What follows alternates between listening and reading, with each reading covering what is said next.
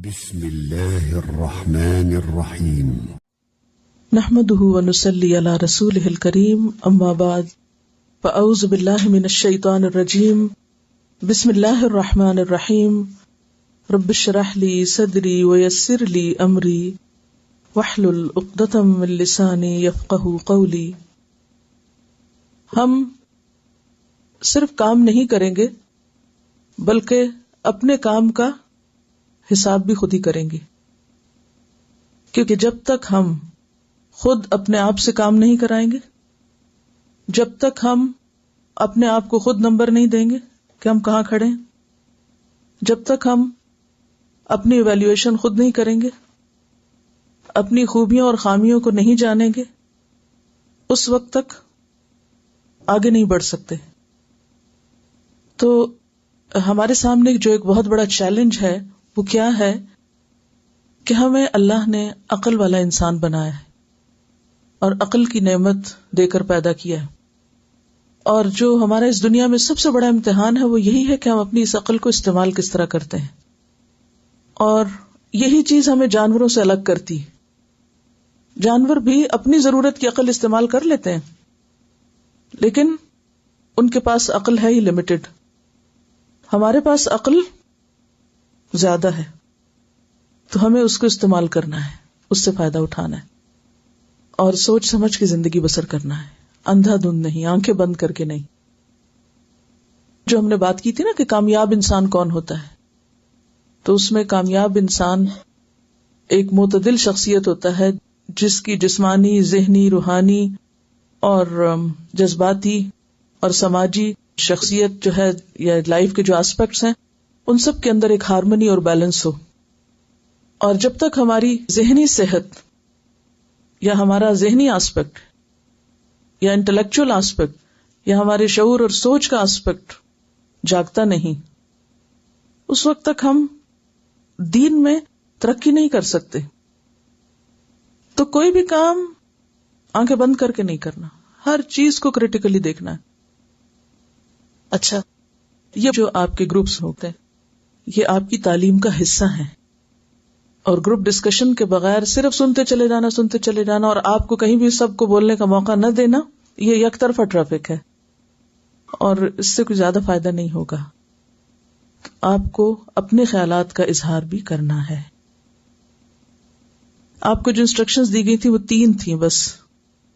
Number 1 attendance, number 2 introduction, اور number 3 آپ نے جا کے کون سی بات شیئر کی. بس دیٹس اٹ. اگر ہم انسٹرکشنز فالو نہیں کریں گے تو ہم اپنا گول اچیو نہیں کر سکیں گے، کیونکہ یہ جو آپ کو کہا گیا نا کہ بس یہ 3 کام کرنے ہیں آپ کو، اگر آپ اسی پہ فوکس کریں گے تو اس کا فائدہ ہوگا. اور اگر آپ ڈسٹریکٹ ہو جائیں گے، بھٹک جائیں گے، ادھر ادھر نکل جائیں گے تو آپ منزل تک نہیں پہنچ سکیں گے.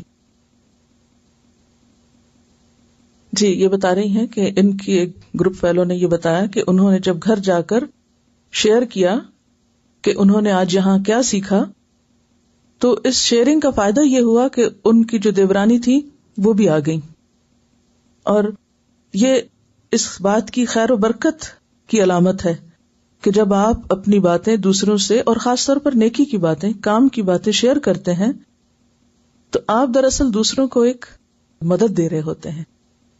اور سب سے بڑی بات اگر آپ کو یاد رہی ہو کہ کسی بھی انسان کی سب سے بڑی خیر خواہی کیا ہے کہ اس کے نامہ اعمال میں کسی نیکی کے اضافے کا ذریعہ بن جانا، کہ اس کی نیکیوں میں اضافے کا آپ سبب بن گئے.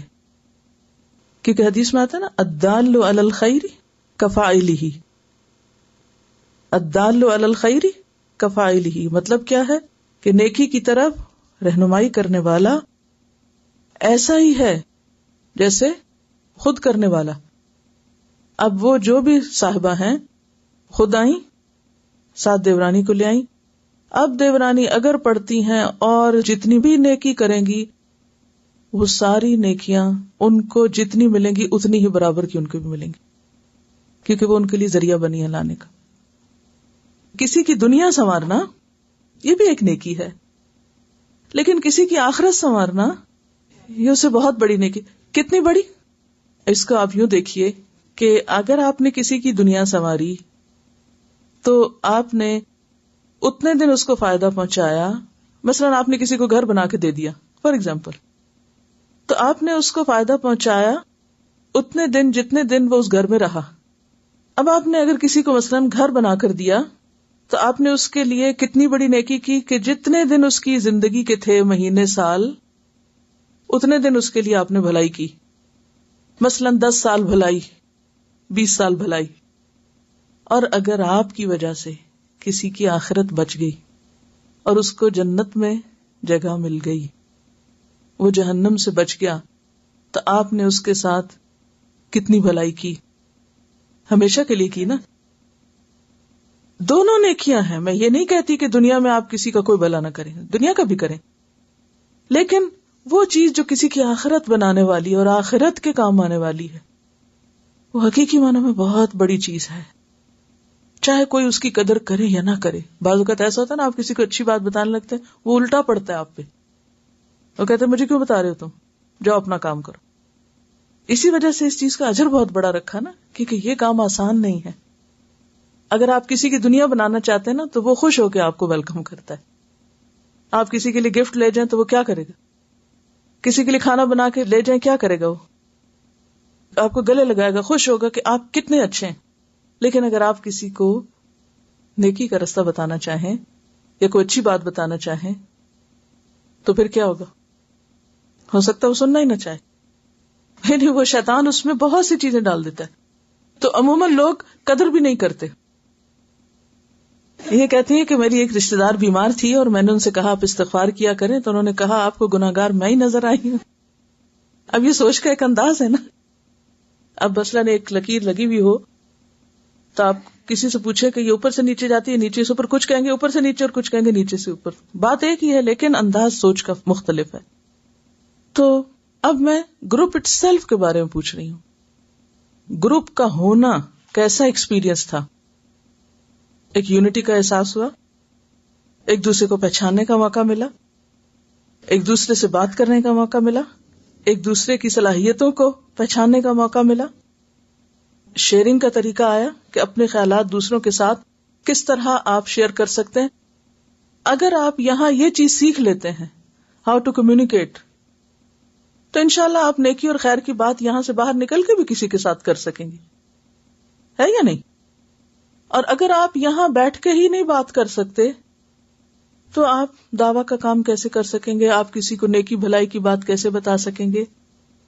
تو یہاں تو آپ کو سب لائک مائنڈیڈ ملیں گے نا, ایک جیسے ملیں گے, ایک ہی بات کر رہے ہیں, ایک ہی ٹاپک پہ بول رہے ہیں.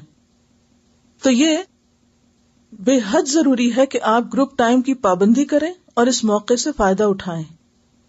اس کو معمولی کام نہیں سمجھے, کیونکہ اس میں اٹینڈنس ہوگی اور ہو سکتا ہے کہ آپ کہیں کہ وہ سبق ہی سنا جاتا ہے یا کوئی باتیں ہوتی وہ مجھے پہلے ہی پتا ہے.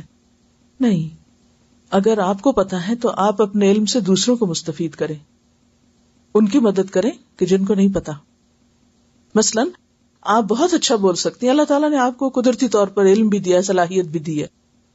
کیا اب آپ کے اوپر یہ فرض عائد نہیں ہوتا کہ آپ اپنے گروپ میں ان لوگوں کو اپنی ذات سے فائدہ پہنچائیں, ایک اچھی بات کر کے, ایک اچھے طریقے سے بات کر کے, تاکہ ان کے اندر بھی آپ کی خوبی ٹرانسفر ہو جائے, اور جب وہ آپ کی ذات سے خیر لے کر آگے بڑھائیں گے تو کیا آپ کے لیے صدقہ جاریہ نہیں ہوگا؟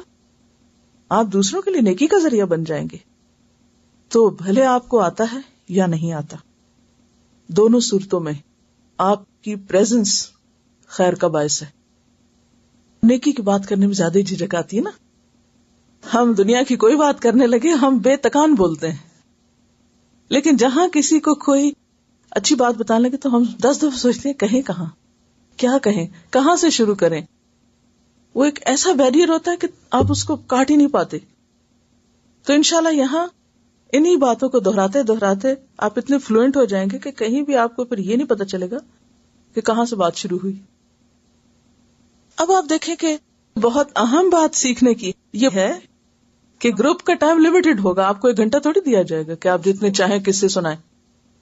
لمیٹڈ ٹائم میں مثلاً آپ کو اگر 30 سیکنڈز ملتے اور آپ کو کہا جاتا ہے کہ ان 30 سیکنڈز میں آپ اپنی بات کیجئے, تو آپ کو 30 سیکنڈز میں ہی پوری کرنی ہے. تو آپ اس لحاظ سے بھی انشاءاللہ گروم ہوں گے کہ کم وقت میں مؤثر بات کرنے کی عادت ہو, ضروری بات کرنے کی. دیکھیے کہ ہم عام طور پر یہ سمجھتے ہیں کہ سیکھنا جو ہے وہ علم انڈیلنا ہے اپنے اندر. یہاں آئیں گے, لمبا چوڑا لیکچر سنیں گے, نئی نئی باتیں سن کے اور چلے جائیں گے اور ختم. نہیں, یہ سیکھنا نہیں ہوتا. یہ تو بس انفارمیشن پاس کرنا ہے. سیکھنے میں انفارمیشن لینا یہ ایسے ہی ہے جیسے کھانا منہ میں ڈالنا اور پیٹ میں اتارنا. اب اگلا مرحلہ کیا ہے؟ ہضم کرنا ہے یا نہیں. ایک طریقہ تو یہ ہے کہ آپ کھاتے جائیں اور کھا کے چلے جائیں اور کھانا وہیں کا وہیں رک جائے. اور اگلا مرحلہ کیا ہے کہ وہ ڈائجسٹ ہو. جب ڈائجیشن کا مرحلہ آتا ہے تو اس میں کیا کیا چیز شامل ہوتی ہے, کون سے باڈی پارٹس اپنا رول پلے کرتے ہیں. کچھ تھوڑا بہت سب کو ہی پتا ہوگا. میدا شریک ہوتا ہے اور بھی تو ایک بہت بڑا آرگن ساتھ ملتا ہے, لیور, جگر. اگر وہ بیمار ہو تو ڈائجیشن ٹھیک نہیں ہوتی. اور کیا, گال بلیڈر, سلائیوا آپ کے منہ سے ہی ساتھ شامل ہو جاتا ہے. انٹسٹائن, وہاں جا کے بھی ابزارپشن ہوتی ہے. میدے کا ایسڈ جو ہے, اور بھی اگر آپ ڈیٹیل میں جائیں تو بہت سارے اندر چیزیں کام کر رہی ہیں, جب جا کر آپ کی خوراک آپ کے جسم کے لیے طاقت کا ذریعہ بنتی ہے. اب ایک تو طریقہ یہ ہے کہ جو کچھ آپ سیکھیں اس کو ڈائجسٹ کریں, اس کو کسی کام میں لائیں. اور ایک طریقہ کیا ہے, بس کھاتے جائیں اور کھاتے جائیں اور اس کی پرواہ نہ کریں کہ وہ ڈائجسٹ ہوتا ہے یا نہیں ہوتا. اور یاد رکھیے کہ صرف ایک استاد کے بولنے سے, ایک کتاب کے مل جانے سے, معلومات کے اضافے سے ڈائجیشن نہیں ہوا کرتی. اس میں گروپ انچارج کا رول ہوگا اور اس میں آپ کے ساتھیوں کا رول ہوگا. آپ کے جو ساتھی ہیں ان سے آپ بہت کچھ سیکھیں گے اور ان کو بہت کچھ سکھائیں گے. اور پھر صرف یہی نہیں بات بنے گی, اس میں آپ کے گھر والے, آپ کا سوشل سرکل, وہ بھی ساتھ ایک حد تک شریک ہوگا. ہو سکتا وہ آپ سے پوچھے کیا سیکھا, ہو سکتا وہ آپ کو اپوز کریں, وہ کہیں یہ تمہیں غلط بتایا گیا, یہ تو ٹھیک ہی نہیں ہے. تو چیلنج آ گیا نا آپ کے سامنے. اب جب چیلنج آئے گا تو پھر آپ کہیں گے اچھا, آپ کے اندر ایک شک ابھرے گا, ہے غلط بتایا ہمیں, میں ذرا چیک کرتی ہوں. پھر آپ کیا کریں گے, کسی اور انسان سے پوچھیں گے یا کتاب سے دیکھیں گے.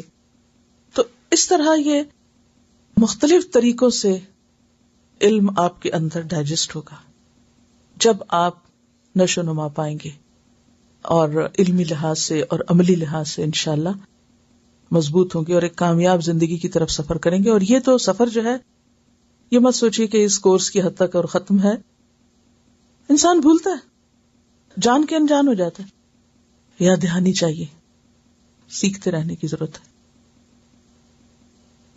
اب یہ بتائیے کہ کون سی چیز آپ کو گروپ میں ٹھیک نہیں لگی. کسی انسان کی بات نہیں, میں ایکٹیویٹی کی بات کر رہی ہوں. یعنی گروپ ایکٹیویٹی میں کون سی چیز افیکٹو نہیں تھی. کتنی اچھی بات اپنی غلطی کا اعتراف کر لینا بھری محفل میں, کہ انہوں نے کہا کہ میں زیادہ بولی اور دوسرے کو ٹائم کم ملا. اب ہم اس بات کو بھی سیکھیں گے کہ میں اپنا حق تو لے رہی ہوں, کسی اور کا حق تو نہیں مار رہی. تو آئندہ سب لوگ اپنے اپنے لمٹ میں بات کریں گے. پھر اسی طرح یہ بھی ہے کہ irrelevant questions کی وجہ سے بات دوسری طرف چل پڑی اور پھر اصل بات کا کیا ہوا, وہ تو رہ گئی. وہ اس طرح تو نہیں ہو سکتی. پھر تو آپ گروپ میں کیا نہیں کریں گے, غیر ضروری بات نہیں کریں گے, irrelevant بات نہیں کریں گے. سیدھے چلتے جائیں, دائیں بائیں نہیں نکلیں. جو کام جس وقت جیسا کرنے کو کہا گیا ویسا ہی کریں. نماز ہمیں سب سے زیادہ ڈسپلن سکھاتی. تو کچھ کام ایسے ہوتے ہیں زندگی میں کہ جن میں ہمیں 100% انسٹرکشنز کو فالو کرنا ہوتا ہے, ورنہ ہم اپنا گول اچیو نہیں کر سکیں گے, ہم اپنے آبجیکٹوز کو نہیں پا سکیں گے. دیکھیے میں نے 2 دفعہ یہ انسٹرکشن دی تھی کہ آپ رائٹ سائڈ سے سرکل شروع کر کے بات اینڈ تک لے جائیں گے, پھر رائٹ سائڈ سے شروع کریں گے اور اینڈ تک پہنچیں گے. کیونکہ انسٹرکشن صحیح سنی نہیں گئی، اس لیے فالو نہیں کی گئی، لہٰذا بہت سے لوگوں کو وہ فائدہ نہیں گروپ سے پہنچا جو پہنچنا چاہیے تھا. سنت کیا ہے؟ دائیں طرف سے کام شروع کیا جائے اور بائیں پہ آ کے ختم کر کے پھر اسی طرح. اچھا، اور کیا چیز درست نہ تھی؟ دو لوگ کٹھے بول رہے تھے کہ اگر ایک سوال کیا گیا ہے تو دو لوگ کٹھے ہی جواب دے رہے ہیں. اچھا، اسی طرح اٹینڈنس لی جا رہی ہے اور جس کا نام پکارا گیا ہے وہ بتانے کی بجائے دوسرا شخص کہہ رہا ہے وہ بیٹھا ہوا. We have to control our selves. مومن کی خوبی کیا ہوتی ہے؟ من حسن اسلام المرء ترکہ ما لا یعنیہ.